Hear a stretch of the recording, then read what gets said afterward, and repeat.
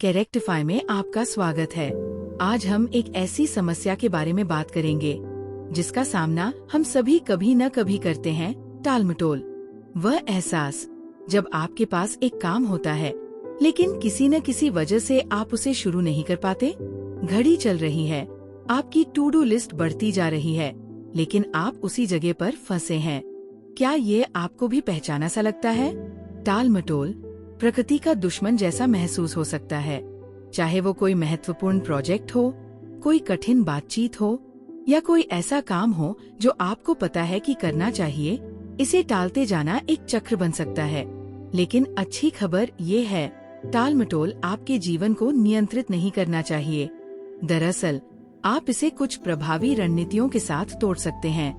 पहला कदम है ये समझना कि टालमटोल क्यों होता है। अक्सर ऐसा नहीं होता क्योंकि हम आलसी हैं या हमें प्रेरणा नहीं मिलती, बल्कि ये डर की वजह से होता है। विफलता का डर, किसी चीज को परफेक्ट ना करने का डर या सफलता का डर भी हमें काम से बचने का कारण बन सकता है। यहाँ की कुंजी यह है कि आपको ये पहचानना है कि क्या डर आपको रोक रहा है। एक बार जब आप उस डर को पहचान लें, तो आप उसका सामना कर सकते हैं और इसे अपने कार्यों पर नियंत्रण नहीं करने देंगे। इसके बाद चलिए बात करते हैं बड़े कामों को छोटे हिस्सों में बांटने की। बड़े कामों का सामना करना डरावना हो सकता है और ये डर टालमटोल का एक बड़ा कारण बनता है।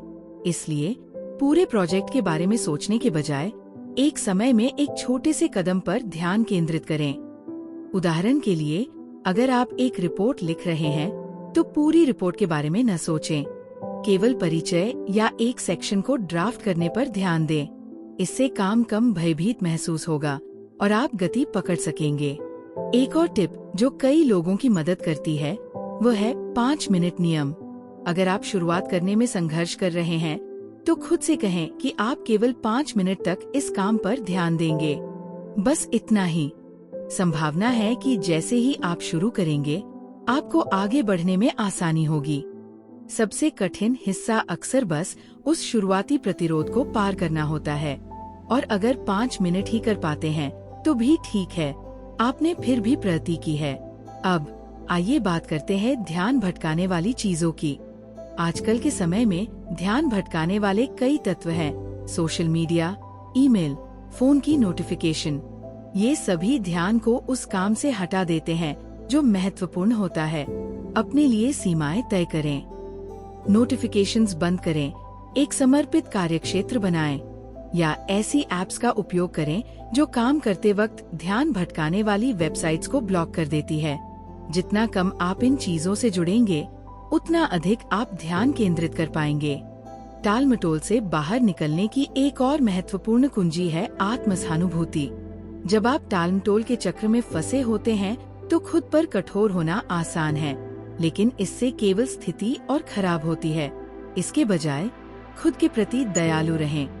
ये स्वीकार करें कि हर कोई कभी न कभी टालमटोल करता है और ये आपको परिभाषित नहीं करता।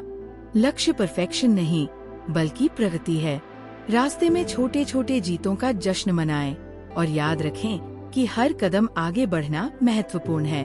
अंत में अपने अंतिम लक्ष्य को ध्यान में रखें।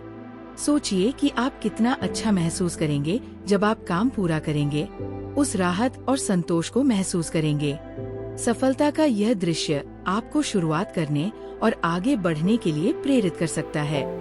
टालमटोल रातों रात नहीं होता और इसे तोड़ने में समय लगता है, लेकिन सही मानसिकता और रणनीतियों के साथ आप नियंत्रण पा सकते हैं और टालमटोल को अपनी जिंदगी से बाहर रख सकते हैं। छोटे बदलाव बड़े परिणाम लाते हैं और जितना आप इसे अभ्यास करेंगे, उतना ही ये आसान होता जाएगा। मैं आपसे सुनना चाहूंगी, कौन सा एक काम है जिसे आप टाल रहे थे? अब आप इसे कैसे निपटाएंगे? अपने विचार कमेंट्स में शेयर करें। अगर आपको ये वीडियो मददगार लगा, तो लाइक, शेयर और सब्सक्राइब करना न भूले कैरेक्टिफाई को, जहां हम जिंदगी की चुनौतियों को पार करने के तरीके साझा करते हैं। देखने के लिए धन्यवाद और अगली बार फिर मिलते हैं।